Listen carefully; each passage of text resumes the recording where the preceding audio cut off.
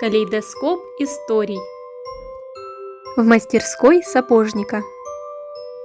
Маша с подружкой Иринкой играли на детской площадке. Им было очень весело кататься на качелях, спускаться с горки, играть в игру дочки-матери, готовя в кукольной посуде обед из песка и травы. Но неожиданно у Маши случилась неприятность. Она поднималась по лесенке, чтобы в очередной раз съехать с горки, как вдруг на одной ее босоножке оторвался ремешок. Без этого ремешка девочка еле дошла домой. «Мама, мне нужно срочно покупать новые босоножки!» громко сообщила Маша, едва переступив порог квартиры. «Смотри, что у меня случилось!» «Не беда», – спокойно сказала мама. «Надевай свои беленькие туфельки, и сейчас мы с тобой отправимся в мастерскую сапожника». «В мастерскую сапожника? А кто такой сапожник?» Маша еще никогда не ходила в такую мастерскую. Это мастер, который ремонтирует разную обувь, сапоги, туфли, босоножки. Поэтому его и называют сапожником, от слова «сапожок».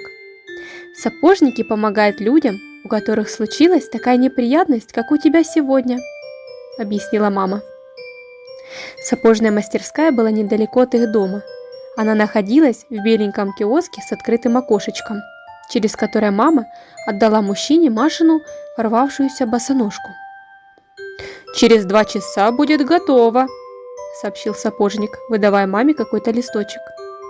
«Мама, а что это за листочек, который тебе дал сапожник?» – поинтересовалась Маша. «Это квитанция. Благодаря ей мы сможем через 2 часа получить из ремонта босоножку. Все, кто сдает сапожнику свою обувь, получают такие квитанции. Посмотри, здесь написан номерок».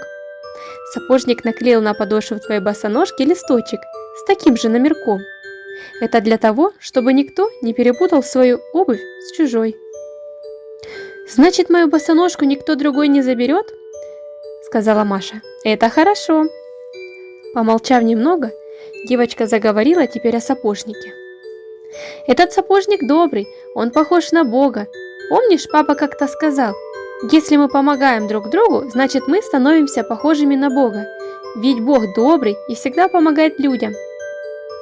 Мама улыбнулась, погладила Машеньку по голове. «Конечно, он добрый. Если бы не сапожник, нам пришлось бы потратить много денег, чтобы купить тебе новые босоножки». «Мамочка, он точно похож на Бога, ведь он отремонтировал мои босоножки.